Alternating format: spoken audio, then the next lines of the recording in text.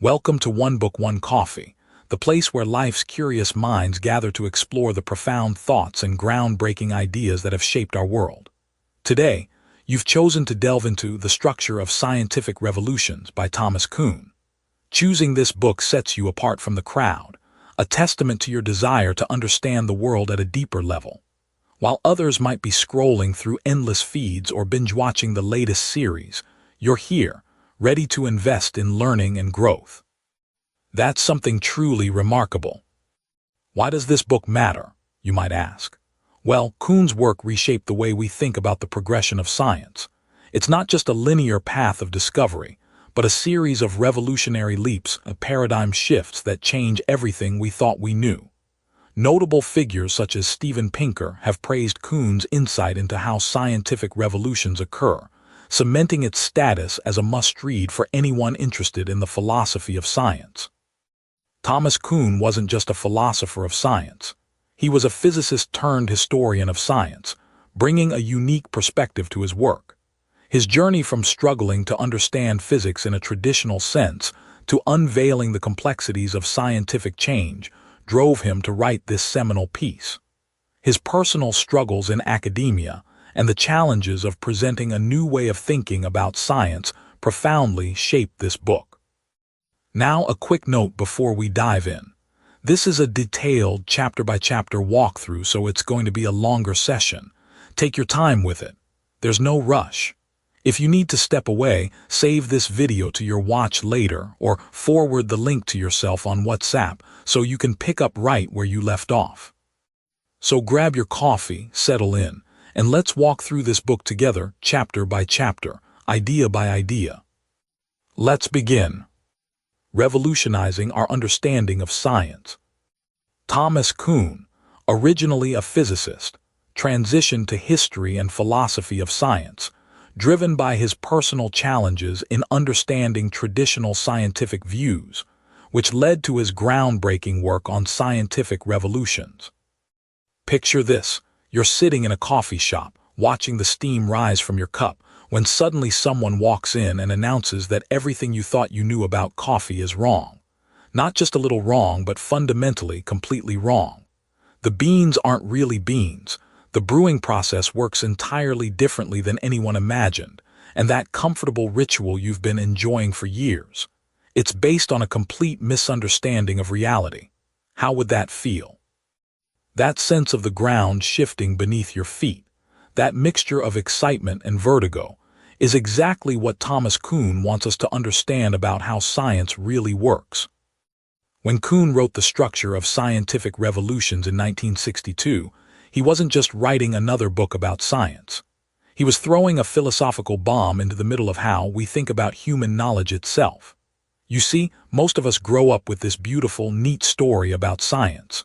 Brilliant minds make careful observations, form hypotheses, test them rigorously, and gradually, step by step, we climb the mountain of truth. It's like building a house, brick by brick, each discovery adding another solid layer to our understanding of the universe. But here's where Kuhn says, hold on a minute. What if that's not how science works at all? What if instead of a steady climb up the mountain, scientific progress looks more like a series of earthquakes that completely reshape the landscape? Think about this for a moment. When you learned about atoms in school, did anyone mention that just over a century ago, many serious scientists didn't believe atoms existed at all? Or that the idea of continental drift, now accepted as plate tectonics, was once considered so ridiculous that its proposer was essentially laughed out of scientific conferences. Kuhn introduces us to a radical idea, that science doesn't just grow, it revolutionizes itself. And these revolutions aren't just about adding new facts to our collection. They're about completely changing the rules of the game. Imagine if you've been playing chess your whole life, and suddenly someone shows you that the board is actually three-dimensional, and those pieces you thought could only move in straight lines can actually teleport. That's what a scientific revolution feels like to the people living through it. Now you might be wondering, why should this matter to someone who isn't a scientist? Here's the thing. Kuhn's insights reach far beyond laboratory walls. Every time your industry gets disrupted by new technology, every time social media changes how we communicate, every time artificial intelligence forces us to reconsider what it means to be human, we're experiencing something very much like what Kuhn describes. The patterns he identified in science show up everywhere humans try to understand and organize their world. Consider how we thought about work just 20 years ago. Most people expected to have a career, maybe two, working for companies that would take care of them until retirement. Then the gig economy happened. Suddenly, the fundamental assumptions about employment, loyalty, and economic security got turned upside down. The old paradigm of industrial work didn't just get modified, it got replaced by something that operates on completely different principles. Sound familiar? Kuhn gives us a framework for understanding these kinds of massive shifts. He shows us that what we often experience as chaos, confusion, or crisis might actually be the birth pangs of a new way of seeing the world. But here's what's particularly fascinating. Kuhn argues that these revolutions aren't just intellectual exercises. They're deeply human, emotional, and social processes. Scientists don't just change their minds because new evidence appears. They resist, they fight, they cling to old ways of thinking. And then, suddenly, almost mysteriously, a new generation embraces an entirely different worldview. Think about how this plays out in your own life. How many times have you held on to an idea, a belief, or a way of doing things long after the evidence suggested you should change?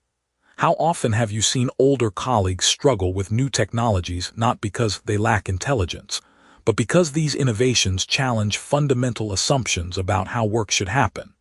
Kuhn helps us understand that this resistance isn't stubbornness, it's human nature confronting the vertigo of paradigm shift. What makes this book so powerful is that Kuhn doesn't just describe these revolutions, he helps us recognize when we're in the middle of one. He gives us tools to navigate those uncomfortable moments when the old certainties no longer work, but the new ones haven't quite crystallized yet. In our rapidly changing world, this might be the most practical wisdom of all, learning to surf the waves of revolutionary change rather than being swept away by them. As we dive deeper into Kuhn's masterpiece, we'll discover how these insights can help us understand not just the history of science, but the very nature of human knowledge and the exciting, terrifying, wonderful process of how we make sense of our world. Picture yourself walking into a bustling laboratory where scientists are hunched over microscopes, scribbling equations on whiteboards, and debating the latest experimental results.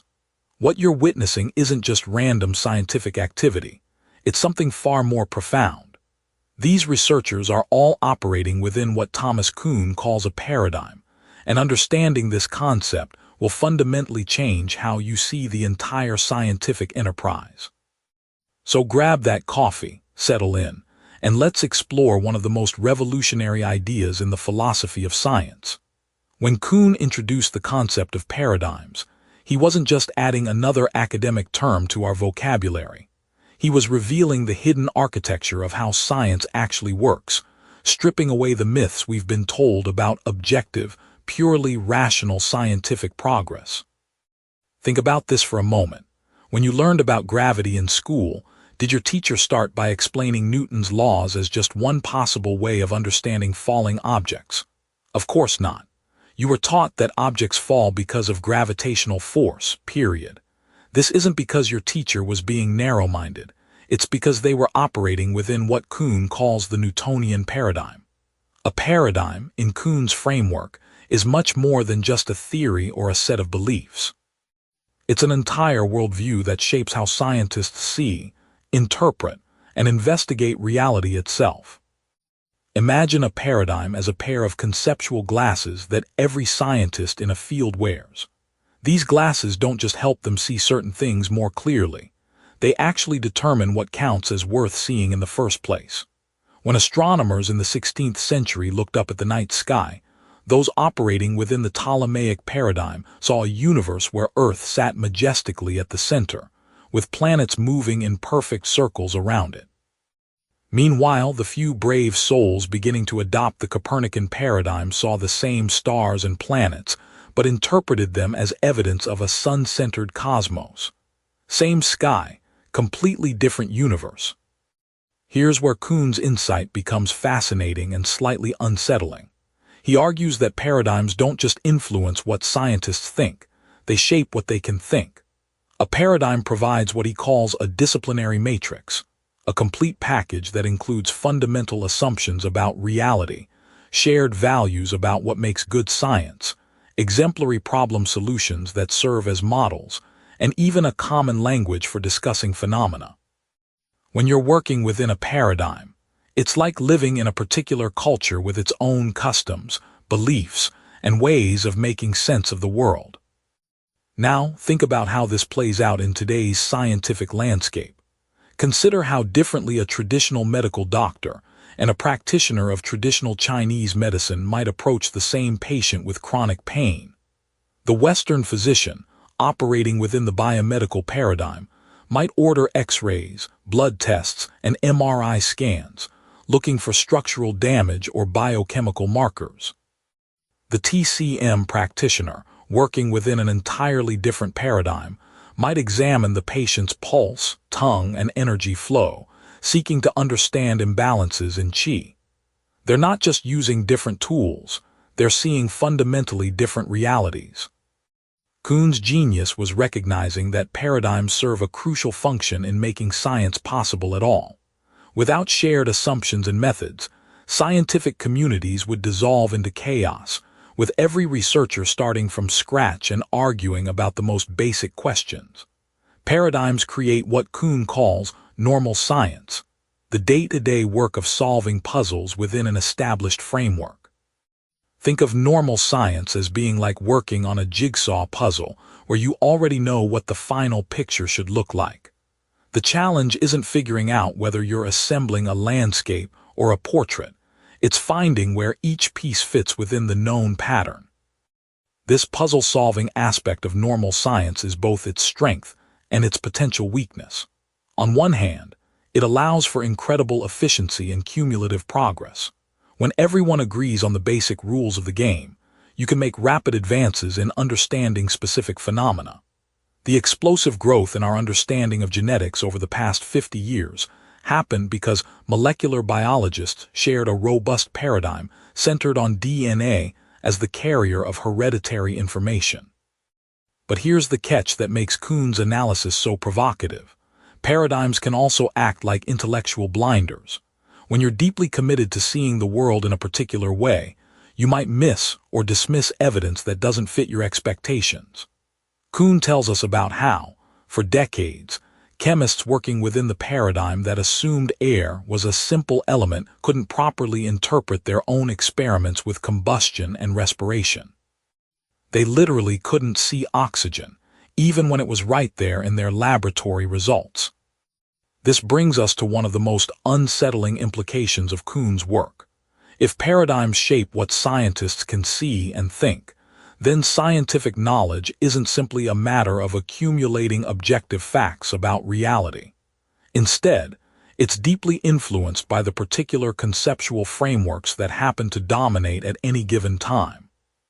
This doesn't mean science is arbitrary or that all paradigms are equally valid. Some are clearly more successful than others at solving problems and making accurate predictions. But it does mean that scientific progress is far messier, more human, and more culturally embedded than the clean, rational image we often have of it. Understanding paradigms helps us see why scientific debates can sometimes feel like people talking past each other, because, in a very real sense, they often are. Picture this: you're sitting in a bustling coffee shop, watching the baristas work their morning magic. Each one follows the same basic routine: grind the beans, tamp the espresso, steam the milk to exactly the right temperature. They're not reinventing coffee every single morning. They're working within what we might call the coffee paradigm. And this, my friend, is exactly what Thomas Kuhn discovered happens in the world of science most of the time. When we left off in our journey through Kuhn's revolutionary ideas, we were exploring how scientific paradigms emerge and take hold. Now we're diving into what Kuhn calls normal science. And trust me, despite its name, there's nothing boring about what he reveals here. In fact, understanding normal science might just change how you see every expert in every field around you. So what exactly is normal science? Think of it as the day-to-day work that scientists do when they're not having earth-shattering revelations or overturning centuries of belief. It's the bread and butter of scientific work, the steady, methodical process of solving puzzles within an accepted framework. Kuhn argues that this isn't just busy work. It's absolutely essential to scientific progress, even though it might look routine from the outside. Now, here's where Kuhn's insight gets really interesting. He suggests that scientists working in normal science aren't trying to produce major novelties or test fundamental assumptions. Instead, they're like skilled craftspeople working within a tradition, refining techniques, extending applications, and solving increasingly sophisticated problems. They've already bought into a particular way of seeing the world, and now they're exploring all the fascinating corners and implications of that worldview. Let me give you a concrete example that Kuhn himself might appreciate. When Einstein's theory of relativity became the accepted paradigm in physics, most physicists didn't spend their time trying to disprove Einstein or come up with completely alternative theories. Instead, they worked within Einstein's framework, applying it to new situations, testing its predictions in different contexts, and developing more precise mathematical tools to work with relativistic equations. They were doing normal science, and it was incredibly productive. But here's what makes this so fascinating. Kuhn realized that normal science actually requires a kind of tunnel vision.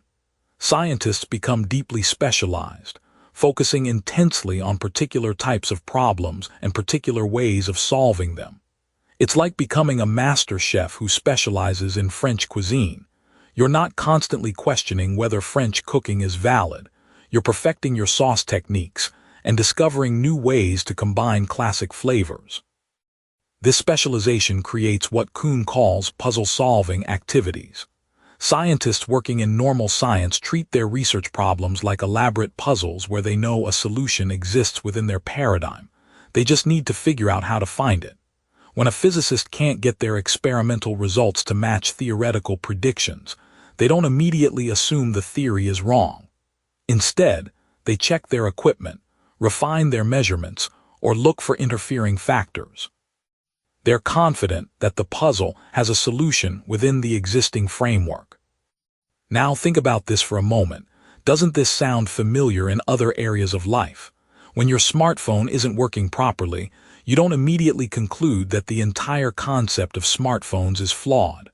You restart it, check for software updates, or take it to the genius bar. You're operating within the smartphone paradigm, using established troubleshooting methods that have worked before. But Kuhn noticed something crucial about this process. Normal science is incredibly efficient at deepening our understanding within a particular paradigm, but it's also somewhat blind to alternatives. Scientists become so skilled at solving problems in one particular way that they might miss entirely different approaches. It's like being an expert at using a hammer. You become incredibly good at solving nail-related problems, but you might not immediately reach for a screwdriver when you encounter a screw. This tunnel vision isn't a bug in the scientific system, it's a feature. Kuhn argues that without this focused, specialized work, science would never make the detailed progress it does. Imagine if every scientist constantly questioned every fundamental assumption. Nothing would ever get done.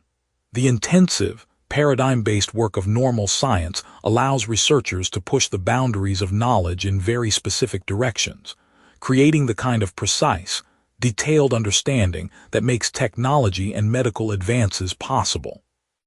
The route to normal science, then, is really about professional socialization. Scientists learn not just facts and techniques, but ways of seeing, standard approaches to problems, and shared values about what constitutes good work. They become members of a scientific community with its own culture, its own standards of excellence, and its own blind spots. And here's the beautiful paradox that Kuhn discovered. It's precisely this focused, paradigm-bound work that eventually leads to the discoveries that will overthrow the paradigm itself. Normal science, in its very success, plants the seeds of its own transformation. But that's a story for our next cup of coffee, when we'll explore what happens when the puzzles of normal science start producing answers that just don't fit the expected patterns anymore. Picture this.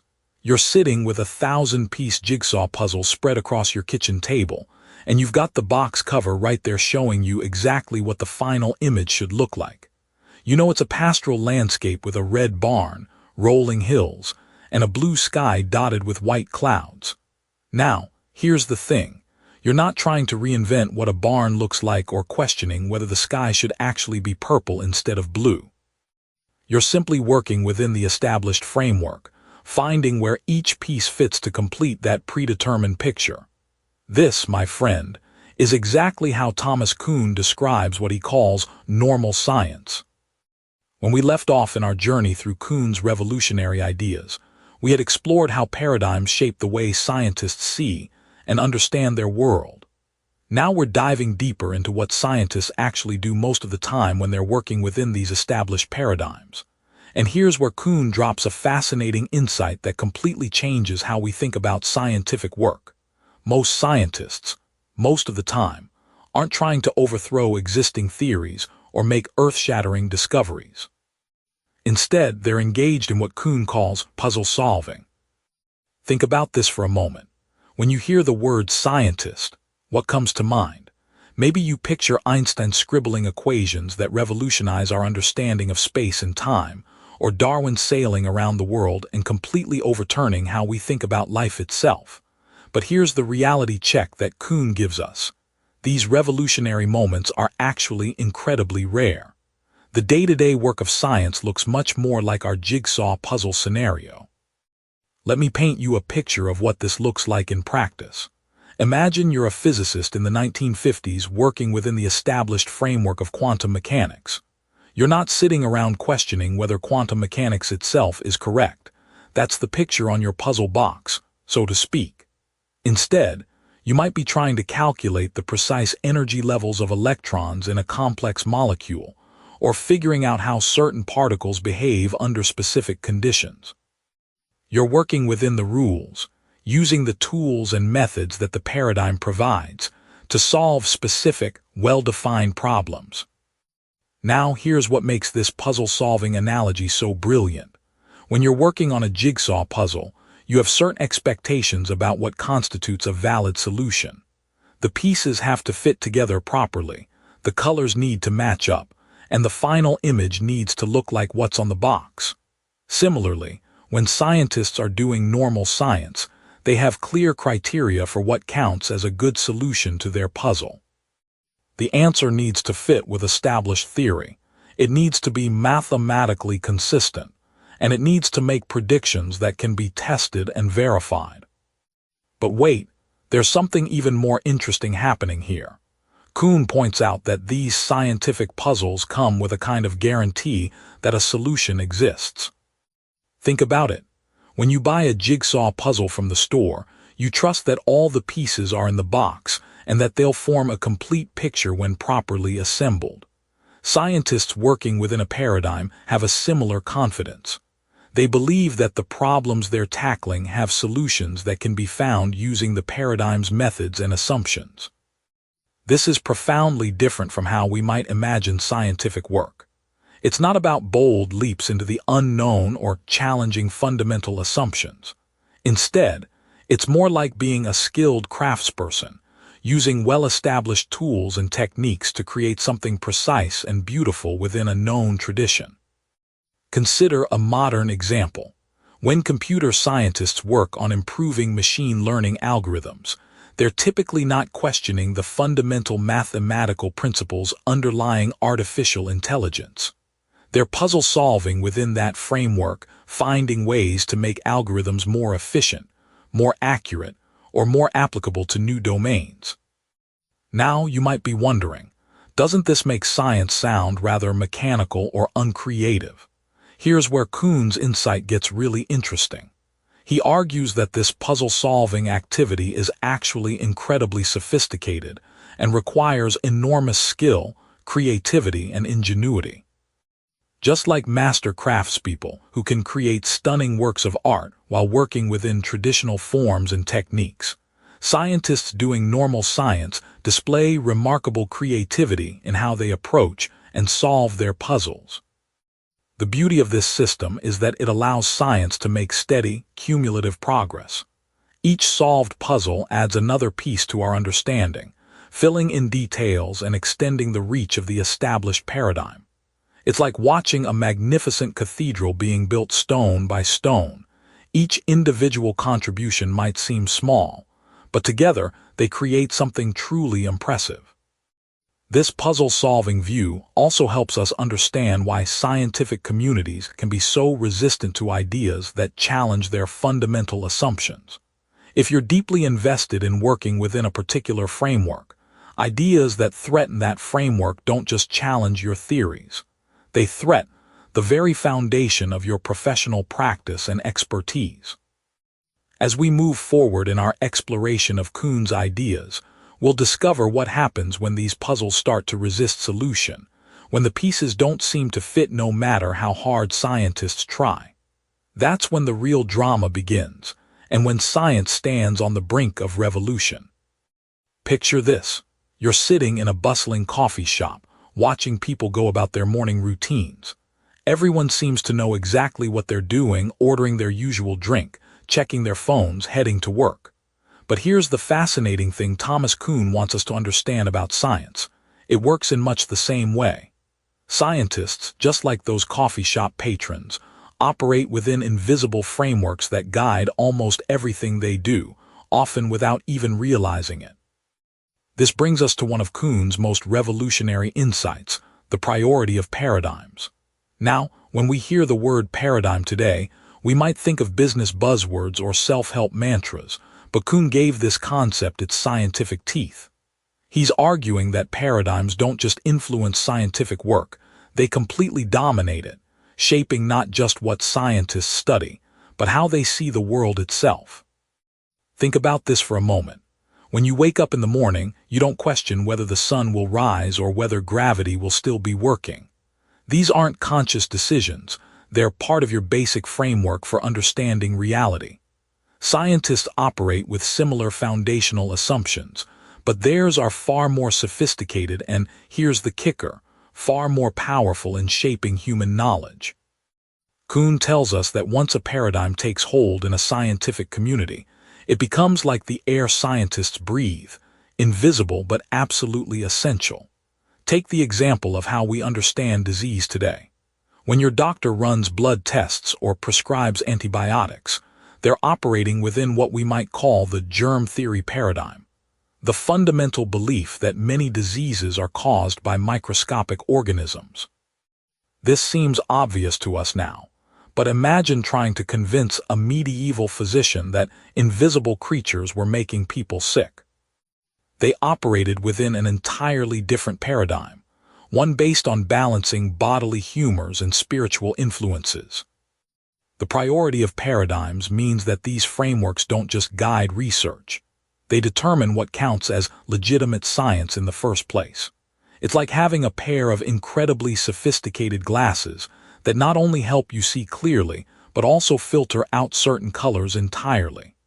Scientists working within a paradigm literally cannot see certain problems or solutions because their conceptual framework makes them invisible. Here's where it gets really interesting for our modern world. Consider how we approach mental health today. The dominant paradigm views conditions like depression and anxiety through a biochemical lens. We talk about neurotransmitter imbalances and prescribe medications accordingly. But what if future scientists operate from a completely different paradigm? Maybe they'll see mental health primarily through social connection patterns or environmental factors we haven't even identified yet. The priority of paradigms suggests that our current approach, which feels so scientific and objective, is actually just one way of organizing reality. Kuhn observed something remarkable about how paradigms maintain their dominance. They create what he calls normal science, the day-to-day puzzle-solving work that most scientists do. Think of it like this. If the paradigm is the rulebook for a complex game, normal science is actually playing that game, trying to solve the puzzles and challenges within those established rules. Scientists spend most of their careers not questioning the fundamental assumptions of their field, but rather working out the details and implications. This might sound limiting, but Kuhn argues it's actually incredibly productive. When scientists aren't constantly questioning every basic assumption, they can dive deep into specific problems.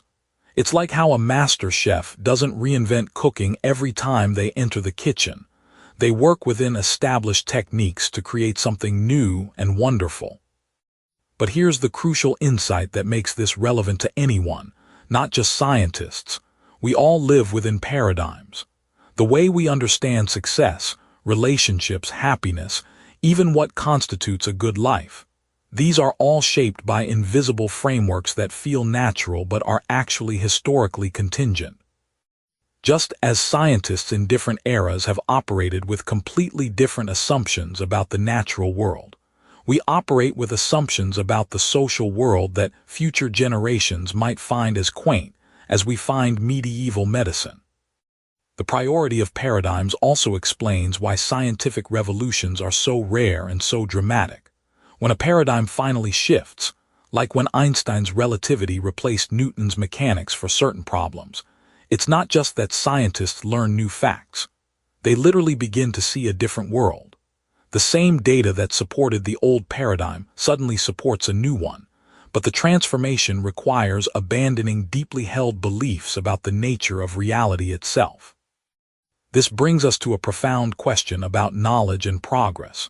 If paradigms have such priority, if they shape what we can even see as problems worth solving, then what does it mean to say that science progresses toward truth? Kuhn's answer would challenge many of our comfortable assumptions about human knowledge, setting the stage for understanding how scientific communities actually change their fundamental beliefs. The implications stretch far beyond laboratory walls, touching the very heart of how we understand truth, progress, and the evolution of human understanding. Welcome back to One Book, One Coffee, where we're exploring Thomas Kuhn's groundbreaking work on how science really works. If you've been following along, you know we've been talking about how science isn't this smooth, linear progression that textbooks make it seem. Today, we're diving into something absolutely fascinating that Kuhn discovered about how real scientific breakthroughs actually happen. Grab your coffee, because we're about to explore the messy, unpredictable world of scientific anomalies and how they lead to the most important discoveries in human history. Picture this: you're working on a jigsaw puzzle and you've been making steady progress. Most pieces fit exactly where you expect them to. Then suddenly, you find a piece that just doesn't belong anywhere. You turn it around, try different spots, but it simply refuses to fit your current picture. Now here's the crucial question. Do you throw that piece away, or do you start wondering if maybe your picture isn't quite right? This is essentially what Kuhn discovered about scientific discoveries. The most revolutionary breakthroughs in science don't come from normal research confirming what we already know. Instead, they emerge from those stubborn, annoying anomalies that refuse to fit into our current understanding of how the world works. Think about this for a moment. When scientists are doing what Kuhn calls normal science, they're essentially solving puzzles within an accepted framework. They're not trying to overturn everything we know about physics or chemistry. They're filling in the details, making measurements more precise, extending theories to new situations. It's like being a really good detective who knows exactly what kind of crime they're investigating and just needs to gather the evidence to prove their case. But then something strange happens. A result comes back from the lab that makes no sense. An observation doesn't match the prediction. A measurement keeps giving the wrong answer no matter how many times you repeat it. These are what Kuhn calls anomalies, and here's what's absolutely brilliant about his insight. These anomalies aren't just annoying mistakes or equipment failures. They're often the seeds of revolutionary discoveries. Let me tell you about one of the most famous examples. In the late 19th century, physicists thought they had the universe pretty well figured out. Classical mechanics worked beautifully for everything from falling apples to orbiting planets. But then came this stubborn little problem called blackbody radiation. When you heat up an object until it glows, classical physics predicted it should radiate infinite energy at high frequencies. Obviously, that doesn't happen in reality, or every hot stove would destroy the universe. For years, this was just an annoying anomaly that physicists tried to explain away or fix with small adjustments to existing theory. But Max Planck couldn't let it go. He kept working on this problem until he made a radical assumption. What if energy doesn't flow smoothly like water from a faucet, but comes in tiny, discrete packets? This wild idea worked mathematically, but it violated everything physicists believed about the continuous nature of energy. Planck himself was uncomfortable with this solution. He thought it was just a mathematical trick that would eventually be explained by proper classical physics. But that little anomaly about blackbody radiation had cracked open the door to quantum mechanics, one of the most revolutionary theories in the history of science. Now, here's what makes this story so relevant to our modern world. Think about how many times you've encountered something in your own work or life that just doesn't fit the accepted way of doing things. Maybe it's a business strategy that shouldn't work but does, or a student who learns completely differently than educational theory predicts, or a solution to a technical problem that violates conventional wisdom. The natural human tendency is to dismiss these anomalies, to explain them away, to force them into our existing mental models. But Kuhn is telling us something profound. Pay attention to the things that don't fit. They might be trying to tell you something important about reality that your current framework can't handle. Consider how this applies to modern technology companies. The most successful innovations often come from paying attention to user behaviors that don't match the intended design. When Twitter users started putting hashtags in their tweets, that wasn't part of the original plan. It was an anomaly that the company could have ignored. Instead, they recognized it as a signal of something deeper about how people wanted to organize and discover information, and they built it into the platform. What Kuhn discovered is that scientific progress isn't just about accumulating more knowledge within our current understanding. The biggest leaps forward come when we stop trying to force anomalies into our existing worldview and start asking whether maybe our worldview needs to change. This doesn't mean every anomaly leads to a revolution. Most of the time, strange results really are just experimental errors or edge cases that can be explained within existing theory. But the scientists who make the biggest discoveries are the ones who know when to take an anomaly seriously, when to consider that the universe might be trying to teach them something fundamentally new. As we continue our journey through Kuhn's revolutionary ideas, we'll see how these anomalies set the stage for what he calls paradigm shifts. But for now, let this sink in. The next time you encounter something that doesn't fit your expectations, don't rush to explain it away. Sometimes the most important discoveries are hiding in plain sight, disguised as problems that don't seem to have solutions. Picture this. You're driving down a familiar road when suddenly your GPS starts giving you directions that make no sense. First you ignore it, thinking it's just a glitch. Then the strange directions keep coming, and you start to wonder if maybe, just maybe, the road system itself has changed in ways you haven't noticed. This is exactly what happens in science when a crisis begins to brew, and it's the heart of what Thomas Kuhn reveals in this fascinating section of his groundbreaking work. Now, think about this for a moment. We've been talking about normal science as this comfortable, puzzle-solving activity where scientists work within established frameworks. But what happens when those puzzles start refusing to be solved? What happens when the very tools and assumptions that have served science so well begin to fail repeatedly and spectacularly? This is where Kuhn takes us into the dramatic world of scientific crisis. And trust me, It's far more thrilling than any detective story.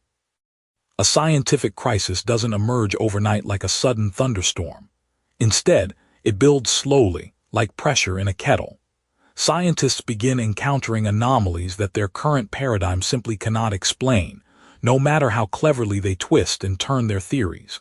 At first, these anomalies are dismissed as experimental errors or minor puzzles that will eventually be solved. But as they accumulate, something profound begins to shift in the scientific community's collective consciousness. Consider what happened with classical physics at the end of the 19th century. Scientists were supremely confident in their Newtonian worldview. The universe seemed like a perfectly predictable clockwork mechanism. Then came those pesky little problems. The orbit of Mercury didn't quite match predictions, and experiments with light and energy were producing results that made no sense within the classical framework. Initially, physicists assumed these were just technical hiccups that better measurements would resolve. But the hiccups kept multiplying, and each attempted solution seemed to create new problems rather than solving existing ones. Here's where Kuhn's insight becomes truly illuminating. During a crisis, the scientific community doesn't just throw up their hands and give up. Instead, something remarkable happens. The rigid rules of normal science begin to loosen. Scientists start proposing increasingly desperate and creative solutions. They begin questioning assumptions that were previously considered unshakable. The neat, orderly world of paradigm-guided research transforms into something that looks almost chaotic from the outside. Think about how this mirrors what happens in our personal lives when our fundamental beliefs are challenged. Maybe you've always believed that hard work automatically leads to success, but then you encounter situation after situation where this simply isn't true. At first, you explain away these exceptions, but eventually, you might find yourself questioning the entire framework of how you understand achievement and fairness in the world. The psychological process is remarkably similar to what happens in scientific communities during crisis periods.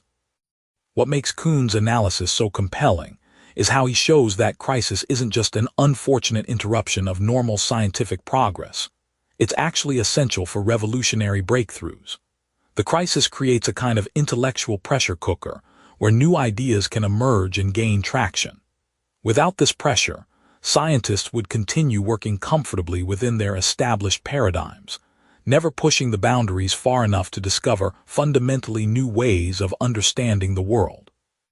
The emergence of quantum mechanics provides a perfect example of this process.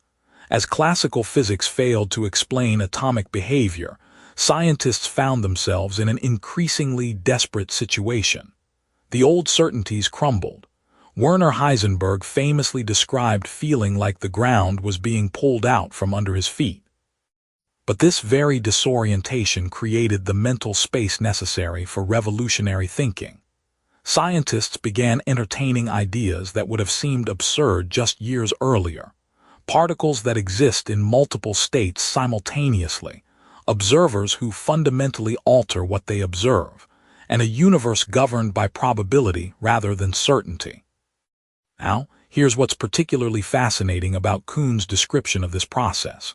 Revolutions don't happen because someone simply discovers a new fact that everyone immediately accepts. Instead, they occur when a significant portion of the scientific community becomes convinced that the old paradigm is fundamentally inadequate and that a new approach offers better prospects for solving the accumulated problems. This is as much a psychological and sociological process as it is a logical one. You can see similar dynamics playing out in fields beyond science today. Consider how the traditional model of work is being challenged by remote collaboration, artificial intelligence, and changing generational values.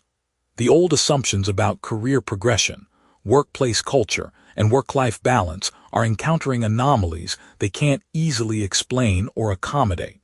We're witnessing something that looks very much like a paradigm crisis in how we think about professional life. What Kuhn helps us understand is that these periods of crisis and revolution aren't signs of failure. They're signs of vitality and growth. They represent moments when human understanding takes quantum leaps forward, leaving behind the comfortable but limiting constraints of previous frameworks. As we'll see in the next section, these revolutions don't just change what we know. They fundamentally transform how we see the world itself, creating new possibilities that were literally unthinkable within the old paradigm. So we've been talking about how scientific crises emerge when the established way of doing things starts breaking down. And now I want to share something with you that might surprise you about human nature itself. Picture this. You're at your favorite coffee shop, and suddenly the espresso machine starts making these weird grinding noises. What do? Most people don't immediately throw out the machine and buy a new one. Instead, they try to fix it, adjust the settings, maybe bang on it a little, hoping to get it working again. Scientists, it turns out, are remarkably similar when their theoretical machines start making strange noises. When Kuhn examined how scientific communities respond to crisis, he discovered something fascinating about the psychology of expertise. The very people who are most invested in the current way of thinking are often the most reluctant to abandon it, even when the evidence starts piling up against them. Think about this for a moment. If you've spent 20 years of your life mastering a particular approach to understanding the world, built your reputation on it, taught it to students, written papers about it, would you be eager to admit it might be fundamentally wrong? The initial response to crisis is almost always what Kuhn calls articulation of the paradigm. Scientists don't throw in the towel, they double down. They assume the problem lies not with their fundamental assumptions, but with their application of those assumptions. It's like a master chef whose signature recipe suddenly starts tasting off. Their first instinct isn't to question the recipe itself, but to wonder if the ingredients are different, if the oven temperature is wrong, if they've somehow forgotten a crucial step they've performed thousands of times before. Consider what happened in astronomy before Copernicus revolutionized our understanding of planetary motion. For centuries, astronomers had been working with the Earth-centered model of the universe, adding more and more complex calculations, more epicycles upon epicycles, trying to account for the increasingly precise observations that didn't quite fit. They weren't lazy or stupid. They were doing exactly what skilled practitioners do when their tools start giving unexpected results. They refined, they adjusted, they created more sophisticated versions of their existing framework. But here's where it gets really interesting. During these periods of crisis response, something unexpected happens in the scientific community. The field becomes more open to alternatives, more willing to consider radical departures from established thinking. It's as if the collective confidence of the community gets shaken just enough to create space for new ideas that would normally be dismissed out of hand. Young scientists, who haven't invested decades in the old way of thinking, often become the sources of revolutionary insight. Now think about this in terms of our modern world. We're seeing similar patterns play out in fields like artificial intelligence, climate science, and medicine. When established approaches hit their limits, we first see an intensification of effort within existing frameworks. Computer scientists didn't immediately abandon traditional programming when they hit computational limits. They built faster processors, more efficient algorithms, better optimization techniques. Only when those approaches reached their theoretical boundaries did we see the emergence of entirely new paradigms like machine learning and neural networks. The response to crisis also reveals something profound about scientific communities as social organisms. Kuhn observed that during these periods, scientific discourse becomes more philosophical, more fundamental.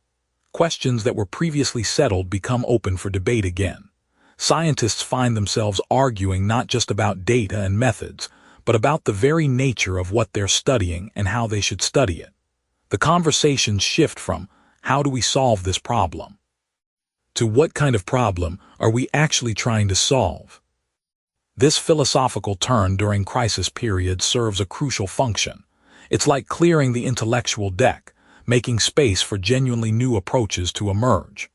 When the Newtonian worldview hit its limits in the early 20th century, physicists didn't just tinker with the equations.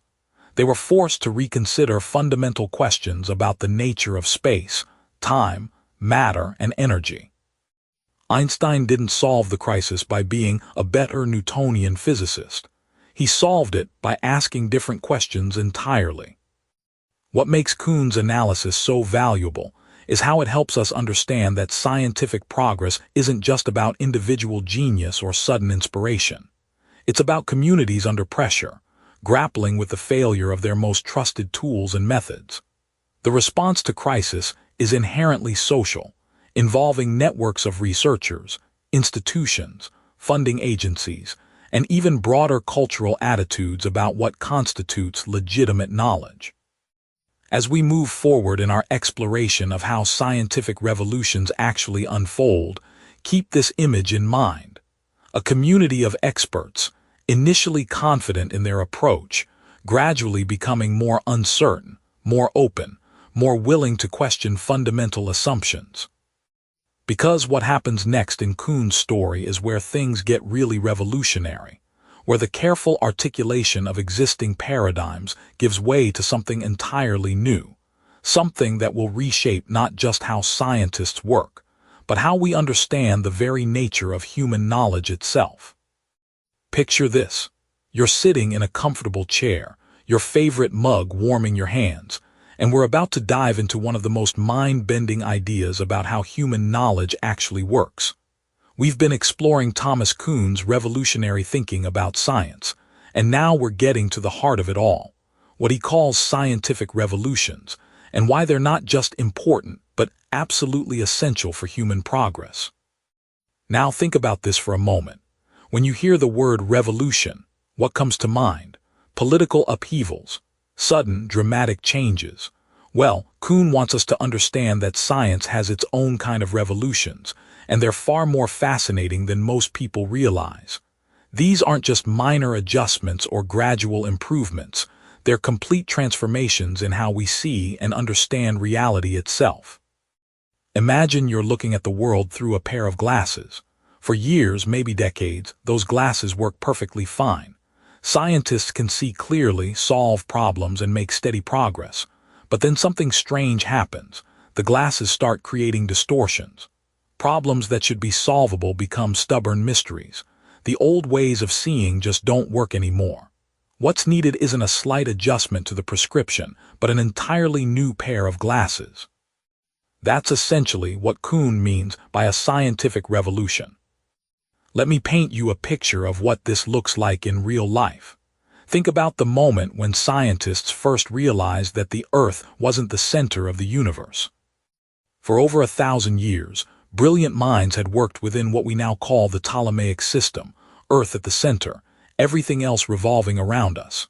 It made perfect sense, matched everyday experience, and allowed astronomers to predict planetary positions with remarkable accuracy. But then came those troublesome observations that just wouldn't fit. Mars seemed to loop backward in the sky. The math became increasingly complicated, requiring ever more elaborate explanations. When Copernicus suggested that maybe, just maybe, the sun was at the center instead, he wasn't just proposing a minor tweak to existing theory. He was suggesting that everything scientists thought they knew about the cosmos was fundamentally wrong. The Earth, our solid, immovable foundation, was actually a spinning ball hurtling through space. Now, imagine being a respected astronomer in 1543, having spent your entire career mastering the old system, and suddenly being told that up might be down and down might be up. That's the psychological earthquake that accompanies a scientific revolution. But here's what makes Kuhn's insight so profound. These revolutions aren't accidents or unfortunate disruptions. They're absolutely necessary for scientific progress. Think of it this way. Normal science, the everyday work that most scientists do most of the time, is like solving puzzles within a given framework. It's incredibly valuable work, filling in details, making predictions more precise, extending theories to new areas. But eventually, every framework reaches its limits. The puzzles become impossible to solve, not because scientists aren't clever enough, but because they're working with the wrong puzzle box. Consider how this plays out in our modern world. For decades, physicists worked comfortably within the framework of classical physics.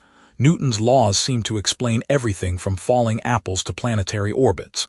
But then came strange observations: black body radiation that didn't behave as expected, the photoelectric effect that stubbornly refused to follow classical rules. Einstein didn't just modify Newton's equations. He fundamentally reimagined space, time, matter, and energy. Suddenly, time could slow down, space could bend, and mass could become energy. The revolution wasn't just in the equations. It was in the very concepts scientists used to think about reality. Now you might be wondering, why can't scientists just gradually evolve from one framework to another? Why does it have to be a revolution? Here's where Kuhn's insight becomes almost philosophical. Different scientific paradigms, his term for these comprehensive frameworks, aren't just different answers to the same questions. They're different ways of asking questions altogether. It's not like updating your smartphone to the latest version. It's like switching from thinking in English to thinking in Mandarin. The concepts, the problems that matter, even the criteria for what counts as a good solution, everything changes. This brings us to something that might surprise you about how science actually works. We often imagine scientific progress as a steady climb up a mountain of knowledge, each discovery building neatly on the last. But Kuhn shows us that it's more like a series of leaps between different mountains entirely. Sometimes, to reach a higher peak, you have to abandon the mountain you're on and start climbing a completely different one. The beauty of this insight extends far beyond science itself. Think about your own life, your career, your relationships. How often do we find ourselves trying to solve new problems with old frameworks? How often do we need not just new answers, but entirely new ways of asking questions? Kuhn's vision of scientific revolutions offers us a powerful metaphor for understanding change in any domain of human experience. As we continue our journey through Kuhn's groundbreaking work, we'll explore how these revolutions actually happen, who drives them, and what they mean for our understanding of truth itself. But for now, let that coffee settle and consider this. The next time you encounter an idea that seems to turn your world upside down, you might just be witnessing, or participating in, a revolution in the making.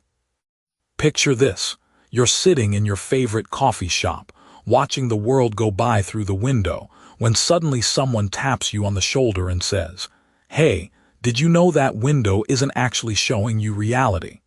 You'd probably think they were a bit eccentric, right?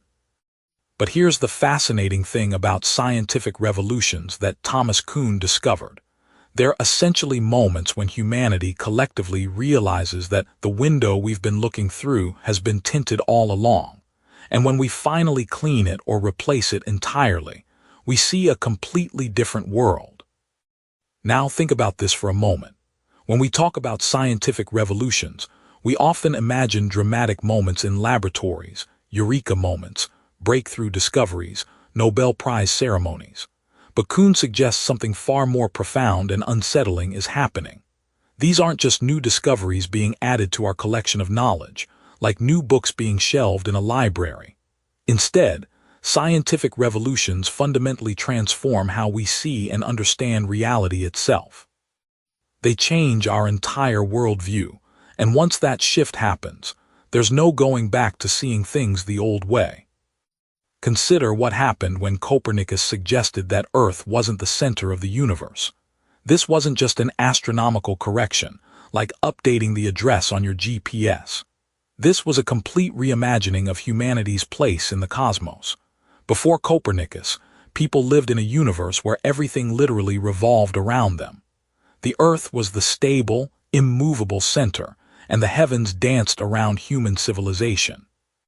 After Copernicus, suddenly we were passengers on a spinning rock hurtling through space around an ordinary star. Can you imagine how disorienting that must have been? It's like discovering that what you thought was your house is actually a train car, and you've been moving the entire time without realizing it. But here's where Kuhn's insight gets really interesting.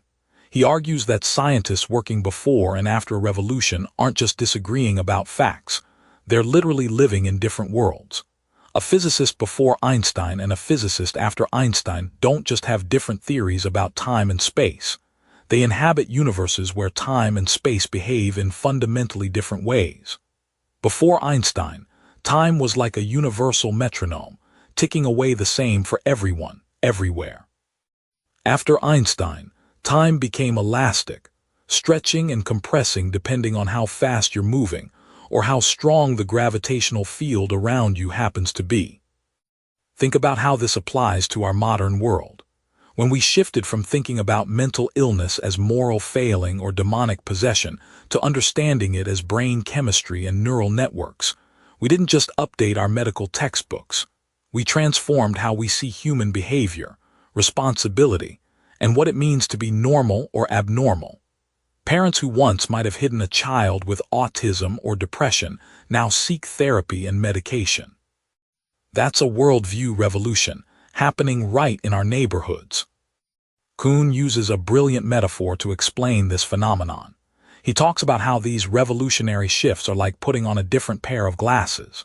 When you're nearsighted and get your first prescription glasses, you don't just see more clearly. You discover that trees have individual leaves, that faces have distinct features you never noticed before. The world doesn't just become clearer, it becomes different. You can't unsee those leaves or forget those facial details once you've perceived them. Now, here's what makes this both exciting and terrifying. If scientific revolutions change our worldview so completely, how do we know our current worldview is correct? Are we living through revolutionary changes right now without even realizing it? Consider how artificial intelligence and machine learning are beginning to challenge our assumptions about consciousness, creativity, and what makes humans unique. Maybe in 50 years, people will look back at our current debates about whether AI can truly think the same way we look back at medieval debates about whether the Earth moves. The practical wisdom here is profound. Kuhn is essentially telling us to hold our current understanding of reality lightly, not because facts don't matter or because science isn't reliable, but because the framework through which we interpret those facts might undergo dramatic transformation. It's like being a cartographer who's excellent at mapping territories, but needs to remember that sometimes the territory itself shifts beneath your feet. This has enormous implications for how we approach disagreements, education, and innovation. When someone disagrees with us fundamentally, they might not just have different information. They might be operating from an entirely different worldview. Understanding this can make us more curious and less defensive when encountering ideas that seem to challenge everything we believe. As we continue exploring Kuhn's revolutionary ideas about how science actually works, remember that you're not just learning about the history of scientific thought. You're discovering how the very ground beneath human understanding can shift, how certainties can become questions, and how the adventure of knowledge is far stranger and more wonderful than most of us ever imagine. Picture this: you're sitting in a coffee shop, scrolling through your phone, when suddenly you notice something odd. The barista behind the counter is using some newfangled espresso machine that looks nothing like what you remember from last week. But here's the strange part. When you ask your friends sitting across from you, they swear that machine has been there for months. How is it possible that such a dramatic change could happen right under your nose, yet feel completely invisible? This little mystery perfectly captures one of Thomas Kuhn's most fascinating insights about how science actually works. We like to think that scientific revolutions announce themselves with fanfare. Imagine Darwin stepping up to a podium, declaring that evolution has officially replaced divine creation, while the audience erupts in either applause or outrage. But the reality is far more subtle and, frankly, far more interesting. Scientific revolutions are masters of disguise, slipping into our understanding so quietly that we often don't realize they've happened until we look back years later and wonder how we ever thought differently. Now, think about this for a moment. Why would something as earth-shattering as a complete transformation of human knowledge manage to stay hidden in plain sight? Kuhn argues that it's not just possible, it's actually inevitable, and it happens for reasons that reveal something profound about how our minds work and how knowledge gets passed down through generations. The first reason revolutions remain invisible is what we might call the textbook effect. Imagine you're learning chemistry today. Your textbook presents atomic theory as a smooth, logical progression from ancient Greek philosophers to modern quantum mechanics. It reads like a detective story where each scientist carefully built upon the previous person's work, adding one neat piece after another until we arrived at our current understanding. But this is a beautiful fiction. The actual history was messy, full of dead ends, bitter controversies, and ideas that seemed absurd at the time but later became foundational truths. Consider how we teach the story of the atom. Students learn about Dalton's atomic theory, then Thomson's discovery of electrons, then Rutherford's nuclear model, and finally Bohr's quantum mechanical model. It's presented as a logical sequence, like climbing a staircase. But the reality was that each of these discoveries didn't just add to the previous understanding, they completely overturned it. Dalton's indivisible atoms became Thomson's plum pudding model, which was then shattered by Rutherford's discovery that atoms are mostly empty space. Each step wasn't building up, it was tearing down and rebuilding from scratch. But here's where it gets really interesting. Once a new paradigm takes hold, something almost magical happens to our collective memory. It's like society develops a form of selective amnesia. The old way of thinking doesn't just become outdated, it becomes almost unthinkable. Try to imagine seriously believing that the Earth is the center of the universe, with the sun, moon, and stars all revolving around us. For most of us, it's nearly impossible to genuinely inhabit that worldview, even though brilliant, educated people held it for centuries. This brings us to what Kuhn calls the winner writes history phenomenon. When a scientific revolution succeeds, the victors don't just take over the laboratories and universities, they take over the narrative. They rewrite the textbooks, redesign the curricula, and reshape how the entire field understands its own past. The old paradigm doesn't get preserved as an honored alternative viewpoint. It gets relegated to the dustbin of history, remembered only as a curious mistake that our ancestors somehow made. Think about how we remember the transition from Newtonian physics to Einstein's relativity. In popular culture, we often hear the story as if Einstein simply showed up and proved Newton wrong with better math. But the reality was far more complex. For decades, strange experimental results were accumulating that didn't quite fit Newtonian predictions. Scientists developed increasingly elaborate explanations to save the old theory. When Einstein finally proposed relativity, many physicists rejected it not because they couldn't understand the math, but because it violated their deepest intuitions about space and time. The revolution wasn't immediate, it was gradual, messy, and often invisible to those living through it. Perhaps most remarkably, this invisibility serves a crucial function. Imagine if every generation of scientists had to constantly defend their basic assumptions against the ghost of every previous paradigm. Progress would grind to a halt. By forgetting the old ways of thinking, science frees itself to explore new possibilities without constantly looking over its shoulder. This has profound implications for how we think about knowledge in our own time. Right now, as you listen to this, there are probably scientific revolutions brewing that we can't yet see. Maybe it's in artificial intelligence, where our understanding of consciousness and intelligence is quietly being revolutionized. Maybe it's in climate science, where new models are reshaping how we understand Earth systems. Or perhaps it's in fields we haven't even named yet. The invisibility of revolutions teaches us humility. It reminds us that our current understanding, no matter how solid it seems, might look as quaint to future generations as medieval alchemy looks to us. And that's not a bug in the system of human knowledge, it's a feature. So we've talked about how scientific revolutions shake everything up, turning the world upside down and making scientists question everything they thought they knew. But here's the thing that might surprise you. These revolutions don't just rage on forever like some eternal storm. They actually resolve themselves, and when they do, it's fascinating to watch how it all unfolds. Picture this scene with me for a moment. You're in a university physics department in the early 1900s, and there are two camps of professors who can barely stand to be in the same room together. On one side, you have the old guard, the classical physicists who have built their entire careers on Newton's beautiful, predictable universe.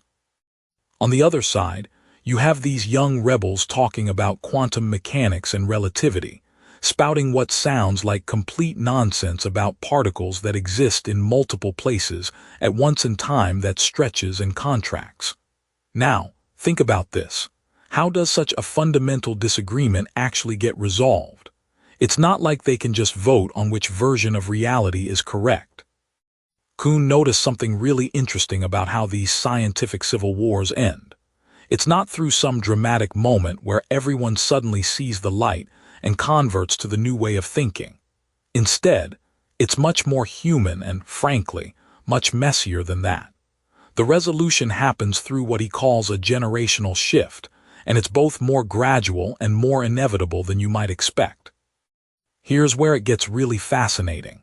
The older generation of scientists, the ones who built their entire careers and reputations on the old paradigm, they don't typically convert. And you know what? That actually makes perfect sense when you think about it. Imagine you're 60 years old and you've spent 40 years of your life mastering Newtonian physics, publishing papers, teaching students, building your reputation on this foundation. Then some young physicist comes along and tells you that everything you know is wrong, that space and time aren't what you think they are. Would you immediately throw away 4 decades of work and expertise? Of course not. You'd fight for what you know, what you've proven works in countless experiments and calculations. But here's the beautiful part of how science actually progresses. While the older generation is holding firm, something else is happening. The younger scientists, the graduate students and recent PhDs, they're not carrying all that intellectual baggage. They don't have 40 years of investment in the old way of thinking. To them, these new ideas aren't threatening their life's work. They're exciting possibilities, new frontiers to explore. Think about how this plays out in practice. A graduate student working on quantum mechanics problems doesn't feel like they're betraying anyone by accepting that electrons behave in strange, non-classical ways. It's just the reality they're learning to work with. Kuhn puts it quite bluntly, and I think this might be one of his most quoted observations. A new scientific truth does not triumph by convincing its opponents and making them see the light, but rather because its opponents eventually die, and a new generation grows up that is familiar with it. Now, that might sound harsh, but it's not meant to be cynical. It's actually a profound insight into how human knowledge evolves. Consider what happened with continental drift theory. When Alfred Wegener first proposed that continents moved around the Earth's surface, the geological establishment absolutely savaged the idea. It went against everything they'd been taught about the solid, unchanging Earth. But by the time plate tectonics was fully accepted in the 1960s, many of those original critics had retired or passed away, and a new generation of geologists had grown up with access to better evidence and fewer preconceptions. This generational turnover isn't just about stubborn old professors refusing to change their minds. It's about something deeper in how we learn and think. When you learn something as a fundamental truth early in your education, it becomes part of your mental architecture. Changing it isn't just about accepting new facts. It's about rebuilding your entire intellectual foundation. But for someone learning for the first time, there's no foundation to rebuild.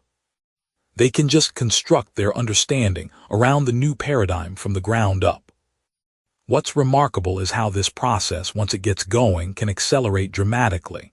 As more young scientists embrace the new paradigm, they start producing research, writing textbooks, training the next generation. the institutional infrastructure begins to shift. Funding goes toward the new approach. University departments hire professors who work within the new paradigm. Before long, what was once revolutionary becomes the new normal. And here's something that might give you hope about how we handle change in other areas of life. This process isn't unique to science. Think about how social attitudes shift over generations, how business practices evolve, how technology adoption spreads. The same pattern plays out again and again. The revolution resolves not through conquest but through renewal. So as we move forward in our exploration of Kuhn's ideas, remember this insight about resolution through generational change. It tells us something profound about both the persistence of human nature and the inevitability of progress. So we've been talking about how science doesn't just march steadily forward like some kind of well-organized parade, and now we need to tackle one of the most fascinating questions Kuhn raises. If science keeps having these dramatic revolutions where everything gets turned upside down, how can we even say that science makes progress at all? I mean, think about it for a moment. If scientists in the Middle Ages believed the Earth was the center of the universe, and then Copernicus came along and said actually, no, the sun is at the center, and then later we discovered that even the sun isn't really the center of anything special, are we actually getting closer to truth, or are we just trading one story for another? This is where Kuhn gets really provocative, because he's essentially asking us to rethink what we mean by progress itself.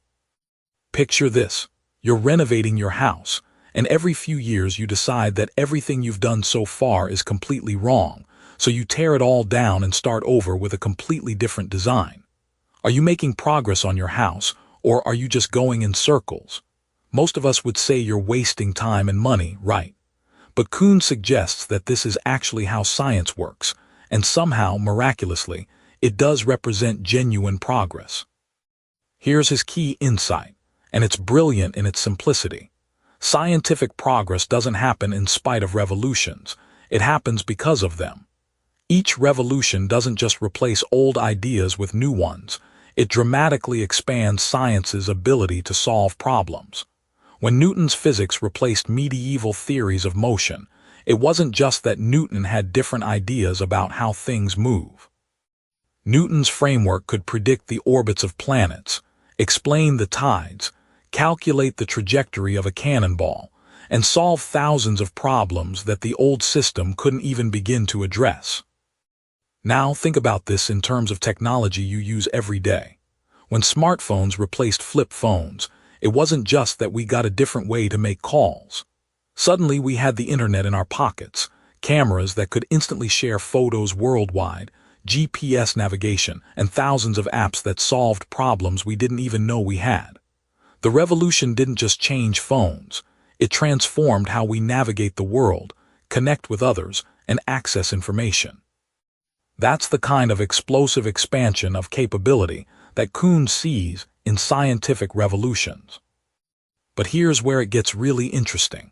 Kuhn argues that you can't really compare the old and new paradigms directly because they're asking different questions and solving different problems. It's like comparing a horse and buggy to a helicopter. Sure, they both get you from point A to point B, but they're operating in completely different dimensions. The helicopter doesn't just do what the horse does, only better.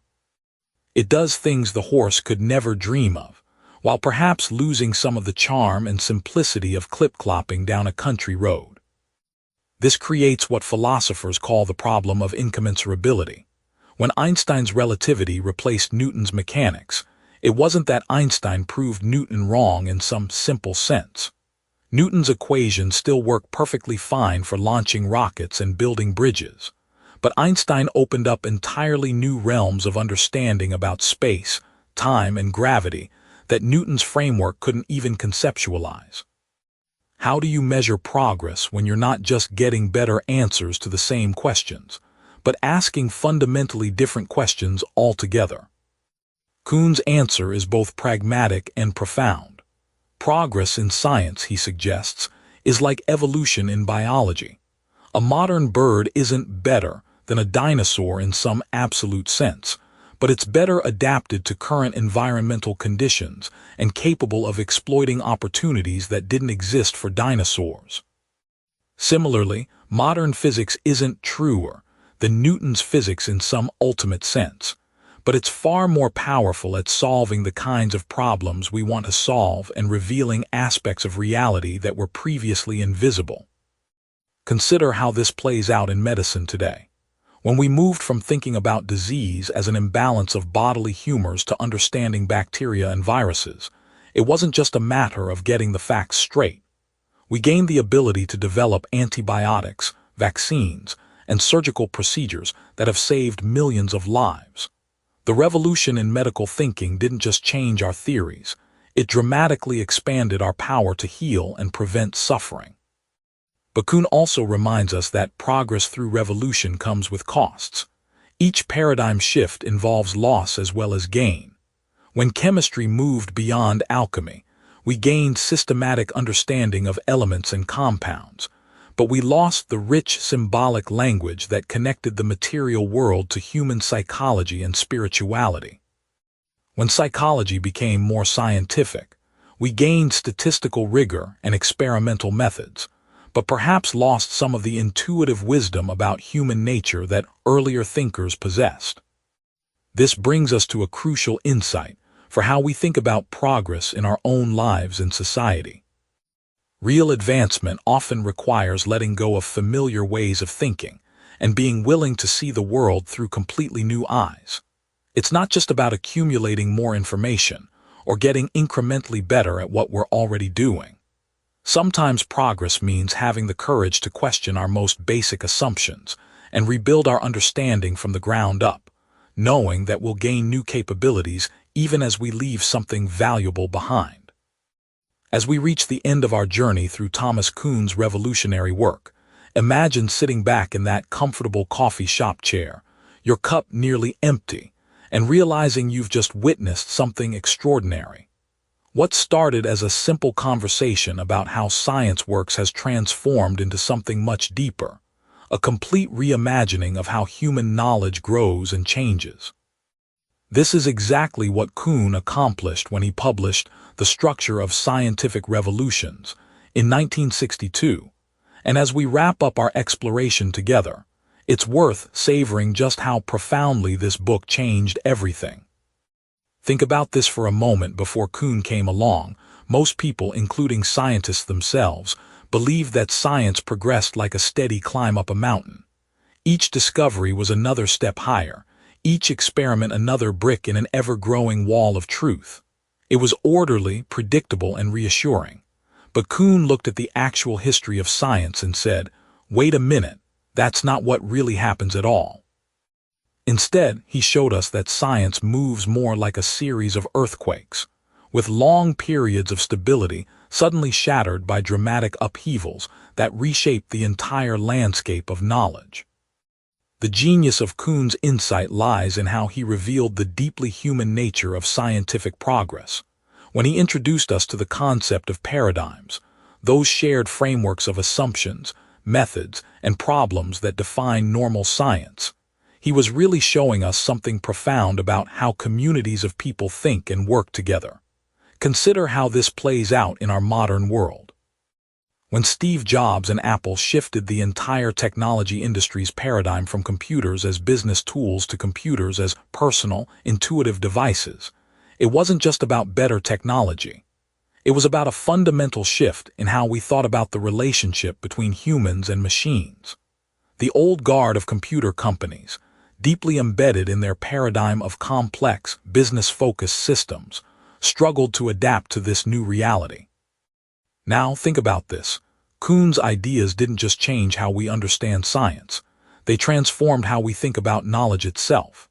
His concept of incommensurability, the idea that people operating under different paradigms might literally be unable to fully understand each other, has profound implications that reach far beyond laboratory walls.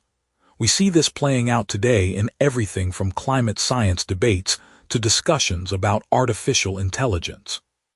When people are operating from fundamentally different paradigms about how the world works, They're not just disagreeing about facts, they're inhabiting different conceptual universes. The impact of Kuhn's work spread like ripples in a pond, touching disciplines far removed from the philosophy of science. Historians began questioning their own assumptions about progress and change. Sociologists started examining how communities of knowledge actually function. Even business schools began teaching about paradigm shifts as a way to understand innovation and disruption. The phrase, paradigm shift, itself became part of everyday language, though often used more loosely than Kuhn intended. But here's where Kuhn's story becomes even more fascinating. His own book created exactly the kind of paradigm shift he was describing. Before the structure of scientific revolutions, philosophers of science were largely focused on the logic of scientific discovery, trying to understand the rational rules that govern how scientists should think. Kuhn shifted the focus to how scientists actually behave, how scientific communities actually function, and how change actually happens. He moved the conversation from the realm of pure logic to the messier, more human realm of psychology, sociology, and history. Consider how relevant this remains today, as we grapple with rapid technological change. When we watch industries being disrupted by new technologies, when we see established companies failing to adapt to new realities, when we observe how difficult it can be for experts in one field to understand breakthrough innovations from another field, we're witnessing the same dynamics Kuhn identified in the history of science. The resistance to change isn't just about stubbornness or vested interests. It's about the profound difficulty of shifting from one way of seeing the world to another. What makes Kuhn's contribution so enduring is how he helped us understand that scientific progress, like all human progress, is not a smooth, rational process, but a complex dance between tradition and revolution, between the comfort of established ways of thinking and the disruptive power of new ideas. He showed us that crisis and confusion aren't obstacles to progress, they're essential parts of how knowledge grows. As you finish your coffee and prepare to step back into your day, carry with you this insight from Kuhn, that the most profound changes in understanding often come not from simply adding new facts to old frameworks, but from fundamentally reimagining how we see the world itself. In our rapidly changing times, this wisdom feels more relevant than ever. Whether we're navigating technological disruption, social change, or personal growth, understanding the nature of paradigm shifts can help us recognize when we're in the midst of fundamental transformation rather than just surface-level change. And perhaps most importantly, Kuhn's work reminds us that being human means being capable of revolutionary thinking, of seeing the world in entirely new ways when the old ways no longer serve us. In the structure of scientific revolutions, Thomas Kuhn reshapes our understanding of scientific progress, challenging the traditional view of science as a steady, cumulative process. Instead, Kuhn introduces the concept of paradigms, overarching theories that guide scientific inquiry until they are replaced by radical shifts, or revolutions, when anomalies accumulate and a new paradigm emerges. This cyclical process of normal science and revolutionary change highlights the complex, dynamic nature of scientific advancement. Here are some key actionable takeaways from the book. 1. Embrace paradigm shifts. Recognize that change is inherent in all fields, not just science. Paradigms define how we perceive problems and solutions. Be open to questioning established norms and ready to pivot when necessary. Start by challenging one assumption in your work or personal life each week. 2. Value anomalies. Anomalies aren't failures. They are opportunities for growth and innovation. When faced with unexpected results, dive deeper instead of dismissing them. Apply this by reviewing your last personal or professional project and identify one anomaly you can learn from. 3. Foster a culture of curiosity. Cultivate an environment where questioning is encouraged. In your team or family, establish a curiosity hour where everyone can share new ideas without fear of judgment. Start incredibly small, with just 15 minutes a week. 4. Be patient with progress. Understand that progress isn't always linear. Personal and professional growth can be messy and non-linear, much like scientific revolutions. Reflect on your own journey, appreciating both setbacks and leaps forward. 5. Communicate across paradigms. When concepts seem foreign, try to see them from the other paradigm's perspective. Practice this by actively listening to someone with opposing views, aiming to understand rather than counter right away. Before you go, I'd love to hear from you. Drop a comment below with at least one idea from this book that stuck with you, one concept you're going to carry forward. It could be something that challenged your thinking, something you want to try, or even something you disagreed with. Your insight might be exactly what another listener needs to hear today. And if this summary gave you something valuable, a new perspective, a spark of motivation, or even just a peaceful hour with your coffee, share it with someone who might need it too. Subscribe to One Book, One Coffee, and hit that bell icon so you never miss a new summary. Every week, we sit down together with one great book, one warm cup of coffee, and the simple belief that wisdom, shared well, can change lives.